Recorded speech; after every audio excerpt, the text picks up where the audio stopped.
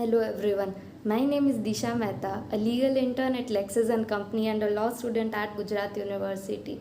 So today we are going to talk about the various types of intellectual property rights and how they protect the interest of consumers and producers.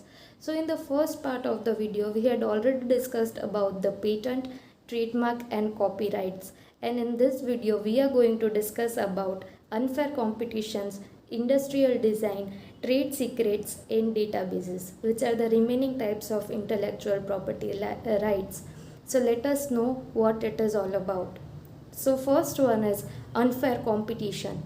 Now, unfair competition is any fraudulent trade practice that is disallowed by the statute, regulation, or common law. It comprises related doctrines that provide for various causes of action such as infringement of trademarks or copyrights, wrongful appropriation of trade secrets, and actions for publication of defamatory representations.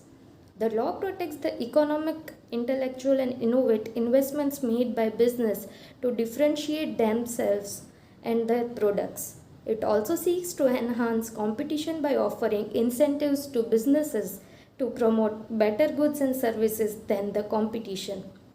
These types of intellectual property have a significant contribution to any national and state economy.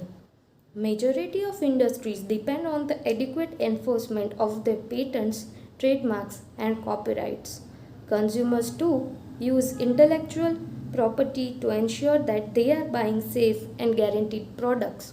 Now, the next one is industrial designs. So, industrial design may be defined as a product that is created in a specific shape, pattern, or color with the motive of enhancing functionality, usability, or the aesthetic value. The Industrial Design Act protects these designs for the artist. For an industrial design to be protected, visual appeal and originality are the main key. Industrial design is granted by the Patent Office to protect only the non-functional features of a product. The industrial design right is a reward for the creator for their work and investment in a manufacturing product. The typical period for enforceable protection is between 10 to 25 years, which is sanctioned into terms. If you wish to extend your term, you will have to renew the registration for this type of intellectual property rights. The next one is databases. So, databases was introduced in 1996. Databases rights were developed solely to protect databases. The rights exist if where there is considerable input into obtaining, presenting, or verifying a database's contents. The investment includes financial, human, and technical resources.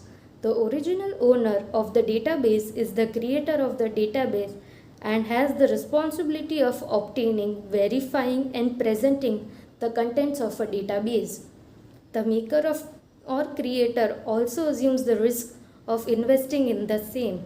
The rights enable the owner to prevent others from extracting or using all or part of the contents of their databases.